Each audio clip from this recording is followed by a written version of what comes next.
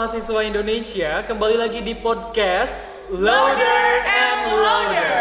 Ya, senang banget ya kita kali ini bisa ketemu akhirnya, dan di depan kita udah ada bendera Indonesia nih, dan itu tandanya kita udah ada di bulan-bulan spesial, bulan Agustus, dimana ya negara kita merdeka ya. Jadi kita mau ngucapin selamat hari ulang tahun kemerdekaan Republik Indonesia yang ke-77.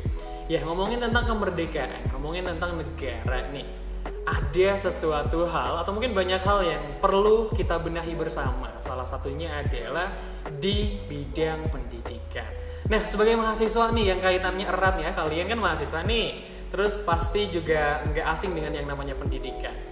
Dan kalau misalnya kita berbicara tentang pandemi COVID-19 dan lain-lain, nah aku mau nanya nih tentang life after pandemicnya versi kalian tuh seperti apa. Nah, kalau life after pandemic versiku gitu ya, yang biasanya kita belajar secara online, kita belajar di mungkin kamar, bener gak sih? Ya, di kamar, kemudian di mana saja, di kafe dan lain-lain bisa. Tetapi ketika offline itu ngebayanginnya udah, aduh ini aku harus masuk kelas, ada dosennya, belajar fokus, nggak bisa main HP dan lain-lain. Jadi memang agak ketakutan sendiri gitu ya. Dan kemudian kalau misalnya life after pandemi pasti ngebayanginnya, aduh udah bisa ikut organisasi ini, ekskul ini, UKM ini dan lain-lain. Jadi nggak sabar banget gitu ya. Nah, kalau misalnya life after pandemic versi kalian seperti apa? Oke, Dini dulu deh. Dini, kalau misalnya life after pandemic versi kamu kayak gimana? Oke, kalau life after pandemic versi aku ya sebenarnya 11-12 sih sama Mas Asmi, karena ya aku udah nyaman gitu pembelajaran secara kurang lebih 2 tahun kan secara online, yang dimana kalau misalkan aku bangun tidur kayak langsung aja nih buka laptop udah bisa akses pembelajaran. Tapi kan kalau misalkan secara offline gitu kayak harus effort, harus bangun pagi lah, harus sarapan, harus mandi gitu. Dan itu yang pertama. Dan yang kedua, khawatirnya ya sebenarnya itu kalau misalkan pembelajaran secara online gitu, kalau misalkan ditanyain dosen ada materi yang aku nggak paham, itu kan kayak bisa lah searching Google gitu. Tapi kalau misalkan secara offline kayak aduh bingung banget nih gimana besok, karena kan kalau misalkan dipanggil Mbak Dini gitu mau nggak mau kan harus mikirnya cepet gitu dong Mas, kayak harus sat gitu ya. Sebenarnya kayaknya semua mahasiswa ya, nggak cuma aku ya, mungkin merasakan hal yang sama masih sama Mas Asmi. 11-12 lah, ada excitednya tapi ada khawatirnya juga gitu. Nah, kalau misalkan Ika gimana nih kalau Ika? Oke, kayaknya tuh aku sama dengan kalian berdua. Karena apa? Karena aku tuh juga mahasiswa yang bekerja, kemudian aktif organisasi, dan juga aktif kuliah seperti itu kan. Dan ketika ada wacana kuliah offline, dan saya itu ada beban pikiran. Karena apa? Karena aku harus bisa membagi waktu antara kuliah, bekerja, dan organisasi. Nah, yang saya bingung ini adalah bagaimana sih saya bisa memprioritaskan apa yang harus saya prioritaskan antara kuliah atau bekerja atau organisasi seperti itu, Mas. Iya, bener banget ya. Aku setuju banget sama apa yang disampaikan Dini sama Ika tadi. Kalau Dini tadi katanya kalau misalnya sekolah atau kuliah offline nanti takut dipanggil guru, kita nggak bisa searching dulu dan lain-lain ya. Memang aku juga agak takut sih kalau gitu ya, to be honest ya. Terus kalau Ika juga ada kerja, apalagi organisasi ditambah dengan kuliah, dan itu pasti ngebagi waktunya juga agak hektik gimana gitu ya, karena wah sibuk banget nih kita, belum lagi kuliah, belum lagi kerja dan lain-lain ya. Tapi nih permasalahannya sebetulnya kalau menurut aku ya bukan dari pribadi orang ya, bukan dari pribadinya masing-masing, karena ya itu setiap orang punya backgroundnya masing-masing, punya excitednya masing-masing, terus juga punya kekhawatirannya masing-masing. Tetapi yang aku sampai saat ini masih jadi aduh kok gini ya, aduh kok takut ya, itu sebenarnya ada di sistemnya gitu ya. Karena aku juga punya adik ya, aku punya saudara-saudara juga yang itu mengeluh banget nih Din, Ika, karena kayak tiap tahun itu ganti kurikulum ya, karena jadi tiap ganti menteri ganti kurikulum. Kemudian katanya juga kalau misalnya di sekarang nih di SMA, di SMK, di SMP itu udah nggak ada UN, adanya AKM ya. ya adanya apa tuh lah ya, pokoknya AKM gitu yang memang gak ada standarnya. Dan sebagai seorang guru kita juga nantinya takut aduh ini kita memberi nilai ke siswa kayak gimana gitu, dan itu juga jadi PR juga buat siswa, jadi standar nilainya harus kayak gimana. Oke, itu agak dalam sebenarnya, tapi kita akan membahas tentang diri kita dulu deh ya. Nah, menurut aku sendiri ya, kalau misalnya teknologi sekarang diterapin di Indonesia itu memang masih belum merata. Kemudian di kota-kota besar itu makin bagus, sekolah aku tuh makin bagus loh. Tapi di pedesaan, tapi di daerah-daerah itu malah kayak kurang concern pemerintah yang ada di pedesaan gitu. Dan itu menurut Ika sendiri gimana nih kalau terkait dengan teknologi dan pendidikan? Oke, bener banget nih Mas Asmi. Karena apa?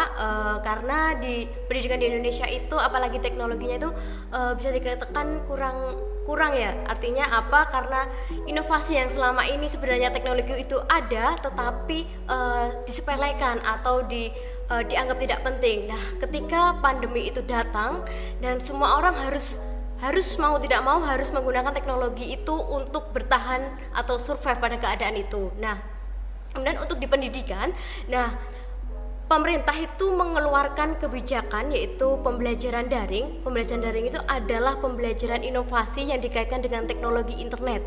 Nah, sekarang itu banyak sekali media pembelajaran yang digunakan untuk berkuliah atau untuk sekolah. Contohnya menggunakan WhatsApp group, kemudian psikologi dan selain sebagainya. Dan bahkan ada beberapa platform pendidikan yang menyediakan latihan online. Kemudian untuk apa? Untuk mencerdaskan kehidupan bangsa yang ada di tujuan negara. Nah, seperti itu. Nah, tetapi kita balik lagi di masa sebelum pandemi ya. Masa sebelum pandemi itu kita kuliah tuh harus berangkat pagi-pagi, kemudian kita harus mandi dan sebagainya, dan bahkan kita ketika telat pun ada sanksinya seperti itu, kita tidak bisa mengikuti kuliah atau bagaimana.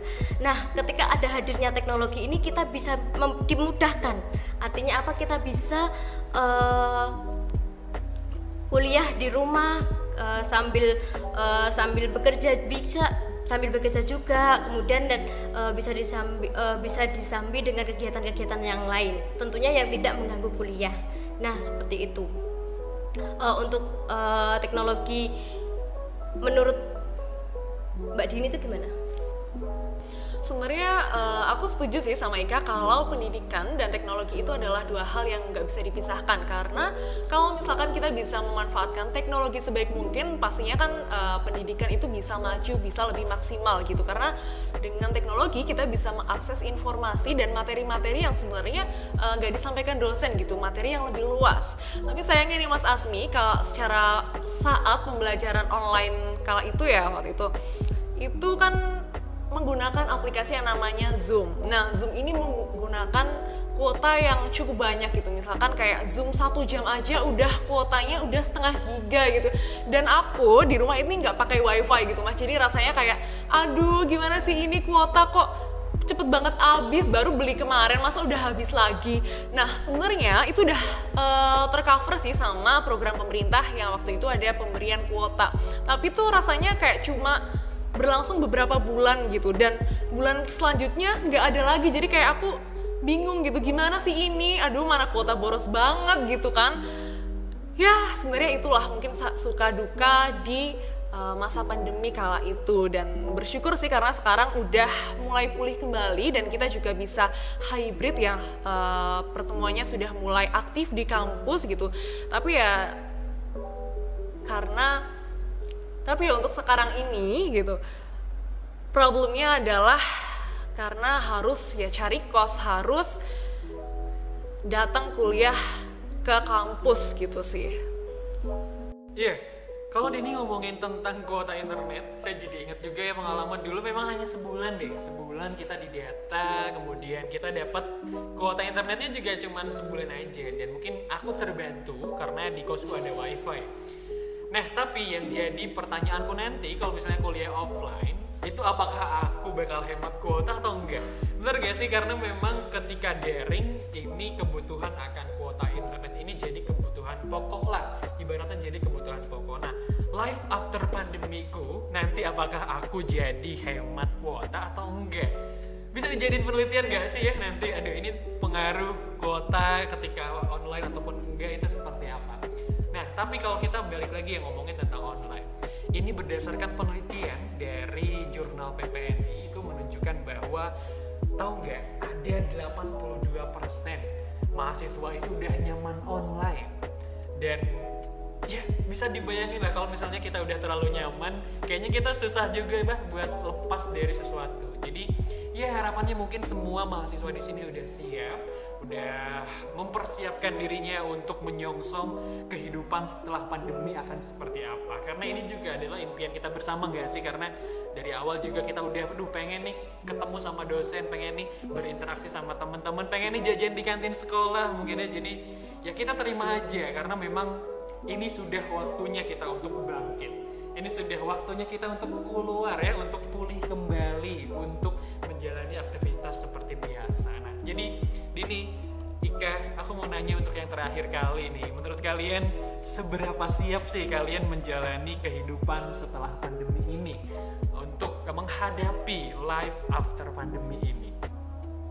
Wah, ini pertanyaan yang sangat bagus bagi diri saya, apalagi ditanya siap atau nggak siap menjalani kehidupan setelah pandemi ini. Kalau dari diri saya pribadi, saya siap untuk menghadapi kehidupan setelah pandemi ini. Karena apa? Karena juga di sisi lain bisa menghemat kuota, juga kita bisa bertemu dengan teman, kita bisa bersosialisasi dengan teman dan mendapatkan teman, bahkan mendapatkan relasi-relasi yang akannya bermanfaat ke depannya. Apalagi di lingkungan universitas, di lingkungan masyarakat, kita menjadi lebih siap untuk membangun masyarakat seperti itu. Kalau dari aku seperti itu sih. Bagaimana sih kalau untuk Mbak Dini? Oke, seberapa siap aku kalau misalkan harus datang kuliah secara offline gitu ya?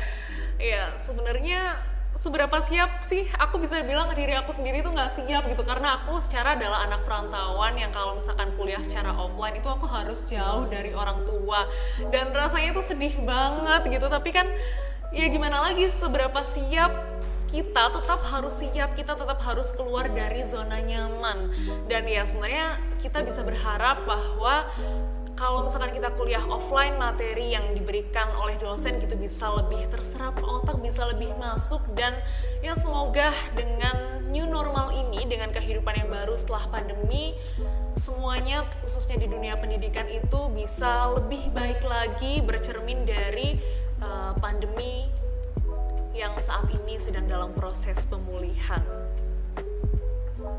Iya, bener banget ya. Kalau misalnya kita ditanya seberapa siap nggak siap, ya kita harus siap gitu ya untuk menghadapi life after pandemi ini. Karena anak kuliah mau kuliah, anak sekolah mau sekolah, anak kerja mau kerja langsung, dan kita juga harus memprotek diri. Nah, aku mau ngingetin nih buat kalian, Dini, Ika, dan teman-teman mahasiswa semuanya, buat yuk kita vaksin dulu deh sebelum kita berkegiatan di luar, sebelum kita datang ke kampus, sebelum kita berkegiatan kemana saja, supaya kita ngeprotek diri kita. Selain pendidikan, kesehatan juga nomor 1 ya. Dan aku juga mau ngucapin makasih banyak nih buat Dini, buat Ika, dan buat teman-teman semua yang udah nonton podcast ini sampai akhir. Tetap jaga kesehatan, spread positivity during this COVID-19 pandemic, dan juga selalu memancarkan aura positif dimanapun kalian berada. Dan sampai jumpa.